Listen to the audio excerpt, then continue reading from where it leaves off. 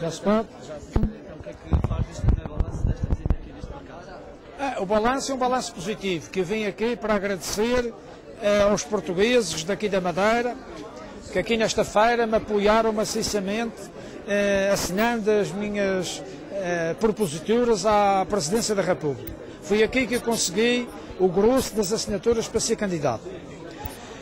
E agora queria aproveitar para dizer que a minha candidatura não é uma candidatura regionalista, como à primeira vista certa imprensa próxima do Dr. Cavaco anda por aí a afirmar. A minha candidatura é uma candidatura nacional, uma candidatura para todo o país. É uma candidatura para aqueles cidadãos que de repente perdem o emprego, o chefe de família perde o emprego e olha para a família e não sabe como é que vai ser o dia seguinte, e não sabe como é que vai dar a comer aos filhos. A minha candidatura é para esses. E é claro que eu, à semelhança do grande lutador norte-americano Martin Luther King, tenho um sonho.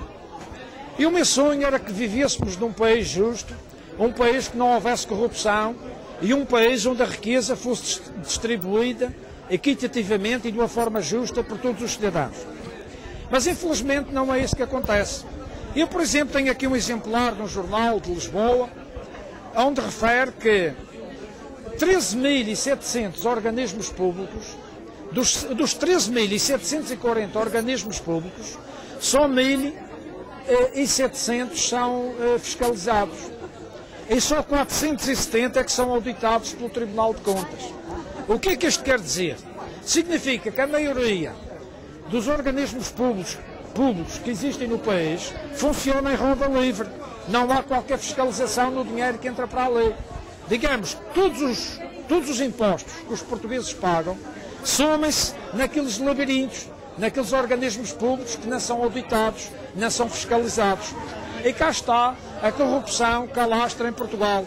É por isso que eu reconheço que é muito difícil atingir o meu sonho, que é um país justo, um país decente e um país onde os impostos dos cidadãos sejam convenientemente aproveitados para o bem comum. E a propósito, eu lembro-me de uma recente afirmação do Sr. Professor Cavaco Silva, onde ele diz: o que seria do país se não fosse a minha candidatura, diz o Sr. Professor. É claro que o Sr. Professor é um artista à portuguesa, o Sr. Professor é uma pessoa séria, mas quando está a dormir ainda é mais séria ainda. E então, eu só queria citar um exemplo da seriedade do Sr. Professor para os portugueses entenderem a minha mensagem. O Sr. Professor Aníbal Cavaco Silva corria os anos 80, ele tinha sido Ministro das Finanças do último governo do Sr. Francisco Sá Carneiro. Francisco Sá Carneiro. Ele tinha sido, portanto, Ministro das Finanças do Francisco Sá Carneiro, em 1980. Ele tinha saído de Ministro, ele já era docente da Universidade Católica e arranjou mais um tacho, derivado do seu prestígio, o prestígio que ele ganhara como Ministro das Finanças. Tornou-se também docente, professor assistente da Universidade Nova de Lisboa. Só que o Sr. Professor Aníbal Cavaco Silva acumulava 2 cargos de docência. Era docente na Universidade Católica e também era docente na Universidade Nova de Lisboa. Mas depois deixou de dar aulas, deixou de aparecer na universidade para dar aulas, mas recebia mês após mês o ordenado cantava na conta. A determinada altura, o reitor da Universidade Nova de Lisboa, que era o professor Alfredo Sousa, viu que aquilo comportava cargos exorbitantes para a universidade e decidiu instaurar um processo disciplinar ao professor Aníbal Cavaco Silva. Na medida que o seu professor recebia sempre o dinheiro entrava na conta e ele nunca aparecia na Universidade Nova para dar aulas. O que acontece é que esse processo disciplinar, instaurado pela reitoria da Universidade Nova de Lisboa, deu entrada no Ministério da Educação. Mas, como quem estava à frente do Ministério da Educação era o professor João de Deus Pinheiro, Esse inquérito, portanto, esse processo acabou arquivado, desapareceu. Nunca mais ninguém falou nesse processo, não é verdade? E pronto, o senhor professor continuou a sua vida, foi primeiro-ministro e, portanto, acabou por agraciar o senhor professor João Medeiros Pinheiro com alto cargo nos governos dele, nos seus governos que seguiram na década de 80 até 1985. O senhor professor João Medeiros Pinheiro continuou a ser ministro da Educação e depois passou a ser ministro dos Negócios Estrangeiros. O que acontece é que ele cometeu uma série de gafes, acabou por ser substituído e despachado também com o compadrio do senhor engenheiro Cavaco para Bruxelas, para eurodeputado.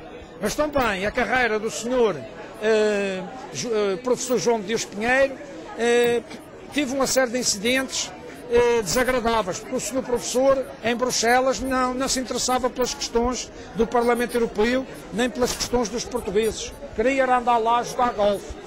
De maneira que aqui vemos o compadrio e o tráfico de influências.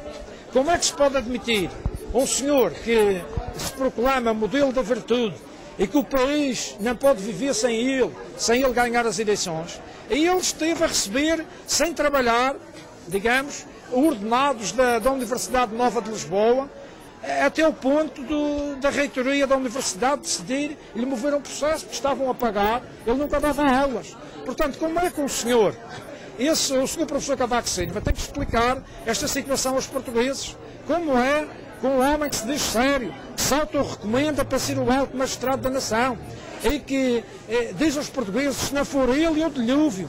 Portanto, que ele é imprescindível, foi predestinado para salvar Portugal. Como é que ele explica, não é verdade, essa situação, digamos, de acumulação de ordenados e o mais grave, de um trabalho que ele não exercia?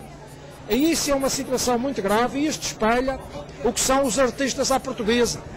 Portugal está cheio de artistas à portuguesa, de Alves dos Reis, uns maiores, outros mais pequenos. Mas é este o facto que se verifica no nosso país. E é por isto que a nossa economia está sempre de rastros. E é preciso os portugueses escolherem um candidato, mas um candidato que se oponha a esta ladroagem. Isto é tudo um oportunismo. Estes políticos que têm governado o nosso país só nos têm desgraçado, meus amigos. Já descobriram. Olha quem é que é amigo, vem. São 1000 e tal que apresentam contas. E só 470 que são auditados. Sabe o que é que já tem? Marcos Mendes. Isto é uma desgraça.